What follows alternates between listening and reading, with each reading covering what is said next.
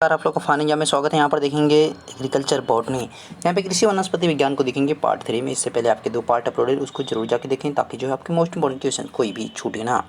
Okay, और बाकी part आपके जो है अदर सब्जेक्ट के भी आपके सीरीज अपलोडेड है, तो उसको भी जरूर देखें और इसको ज़्यादा से ज़्यादा शेयर करें ताकि मैक्सिमम लोगों के पास पहुँच सकें। इसका PDF मिल जाएगा आपको टेलीग्राम चैनल पर विथ आंसर, तो वहाँ पर भी जरूर जुड़े।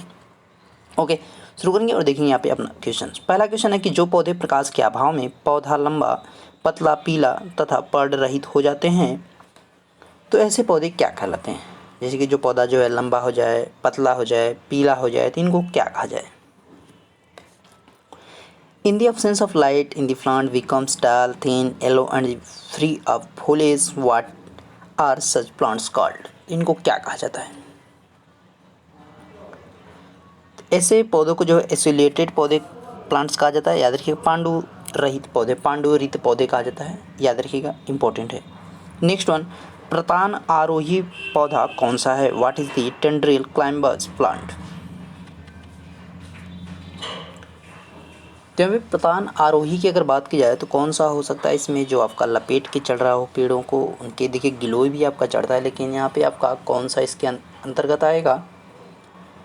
तो इसमें जो है आपका प्रतान आरोही में जो है मुख्य रूप से जो किसको रखा जाता है? तो अंगूर को रखा जाता है। ठीक है, अंगूर को इसमें मुख्य रूप से रखा जाता है। याद रखिएगा। अंकुश आरोही की बात की जाए तो उसमें जो है आपका कौन आ जाता है? गुलाब आ जाता है, ये ध्यान रखना है। ठीक है, नेक्स्ट वन, जो पत्तियां पौधों पर एक ऋतु से अधिक समय तक लगी रहती हैं तथा पुरानी पत्तियों को झड़ने से पहले नई पत्तियां बन जाती हैं, उन्हें क्या कहते हैं? Leaf that remain on the plants for more than one season and new leaves are formed before the old leaves fall off. What do they say? तो उन्हें क्या कहा जाता है? तो ऐसी कंडीशन में जो है ऐसी पत्तियों को क्या कहते हैं? आपाती पत्तियां कहते हैं। ठीक है, आपाती पत्तियां कहते हैं, यानी फर्स्ट ऑप्शन ही थी एनेलास्टिक लीव्स कहते हैं। याद रखिएगा, फर्स्ट ऑप्शन। नेक्स्ट वन, सूत्री विभाजन तर्क में मुख्य प्रोटीन होती है। Which is the main protein in the point division logic?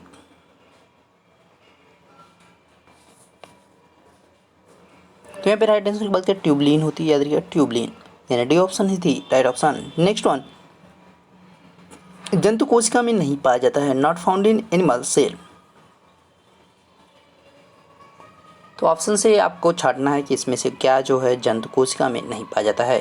तो राइट आंसर की अगर बात की जाए तो क्या नहीं पाया जाता? सेल्यूलोज नहीं पाया जाता। याद रखिएगा, जंतु कोशिका में नहीं पाया जाता है।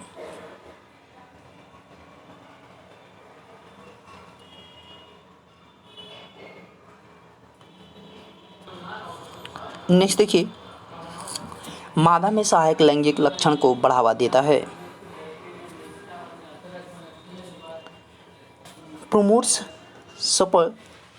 Supportive sexual traits in females.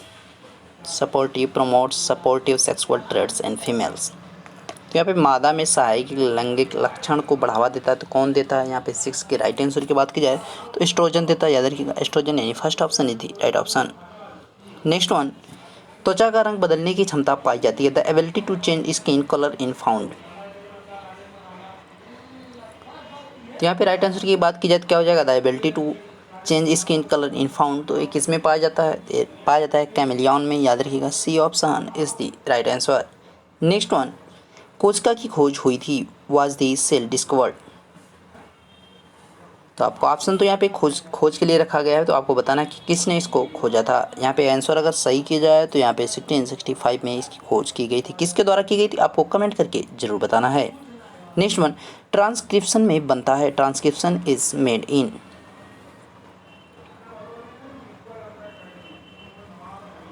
तो यहाँ पे राइट आंसर की बात की जाए तो कौन बनता है? tRNA बनता है, यानी ट्रांसफर RNA बनता है, मैसेंजर RNA। और आपके बाकी जो RNA है उनके नाम आपको क्या करना है? याद रखना है। नेक्स्ट वन, वर्ग क्रस्टेशिया का सदस्य है। The class is a member of crustacea.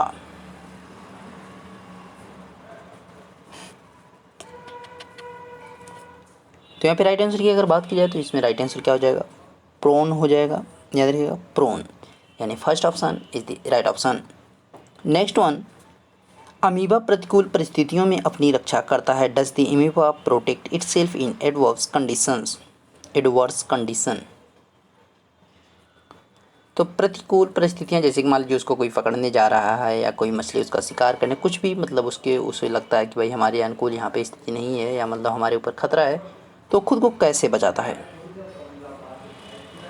तो पुटी बनाकर बाई मेकिंग केस्ट आपका बनाकर जो है आप खुद को बचाता है एमीबा, यानी B option is the right option. Next one, एबीज वर्ग के पक्षियों में कपाल तंत्रिकाएँ जोड़ी में होती हैं, यानी आपका जो भी आंसर होगा वो जोड़ी में यानी पेयर्स में होगा।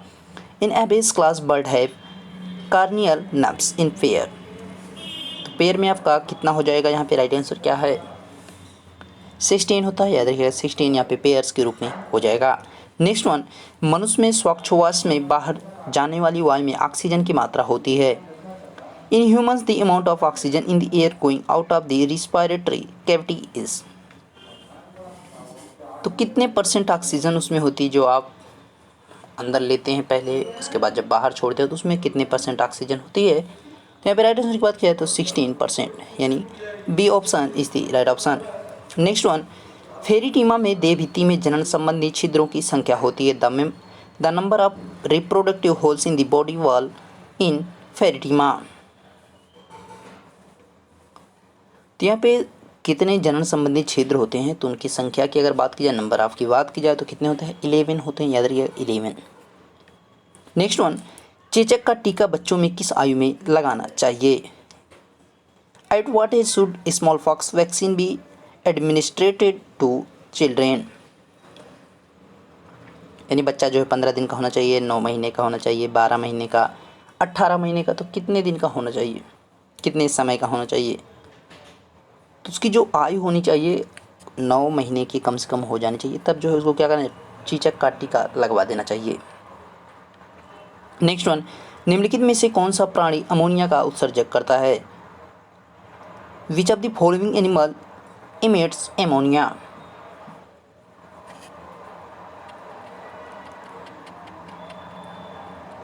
तो यहाँ पे राइट आंसर क्या हो जाएगा, तो अमोनिया का जो उत्सर्जन होता है वो किसके द्वारा किया जाता है, तो मछलियों के द्वारा किया जाता है, याद रखिएगा मछलियों के द्वारा जो है अमोनिया का उत्सर्जन किया जाता है, यानी D option is the right option. Next one, मधु व पराग मक्षिका इकट्ठा करती है, यानी कौन सी मक्षिका जो है यानी कौन सी मधुमक्खी इकट्ठा करती है। Does honey and pollen collect to a bee, तो कौन सी मधुमक्खी करती है, रानी करती है, नर करती है, श्रमिक करती है, उपरोक्त सभी कौन सा करता है यहाँ पे। तो ये काम जो है आपके जो लेबर रहते हैं यानी जो श्रमिक मक्खियाँ होती हैं यानी जो श्रमिक मधुमक्खियाँ होती हैं उनके द्वारा ये काम किया जाता है। ओके, नेक्स्ट वन, निषेचन क्रिया के बाद मादा कॉकरोच एक बार में अंडे देती है। Do female cockroach lay eggs at one time after fertilisation,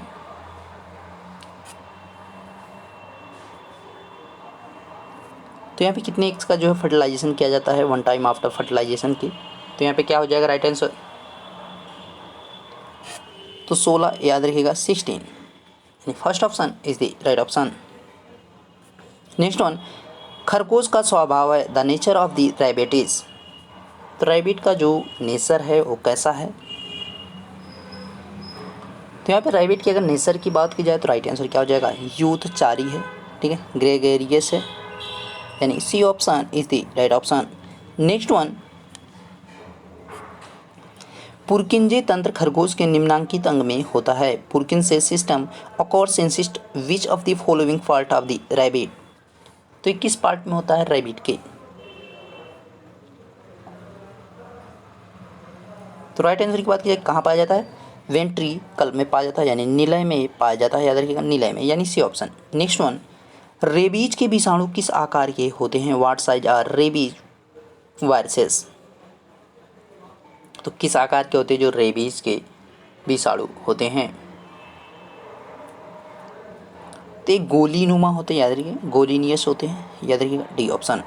next one, Eudynamys scolopaceus किसका वैज्ञानिक नाम है। Eudynamys scolopaceus is the scientific name of, तो ये किसका साइंटिफिक नेम है ये आपको बताना है, तो किसका नाम है कुक्कू का है, याद रखिए कुक्कू यानी कोयल का साइंटिफिक नेम है। नेक्स्ट वन, सीरी कबूतर में पाई जाती है। सीरी इज फाउंड इन फिशन, तो यहाँ पे कबूतर में कहाँ पे पाई जाती है, टोर्स में, टेल में, ग्रीवा या हेड में, तो सीरी अगर कबूतर में बात की जाए तो कहाँ पे पाई जाती है, तो ये आपका हेड में, याद रखिएगा। D option is the right option. Next one, Mendel ने आनुवांशिकता की अवधारणा बताने के लिए किस पौधे का संकरण कराया था? Which plant was hybridised by Mendel to explain the concept of heredity?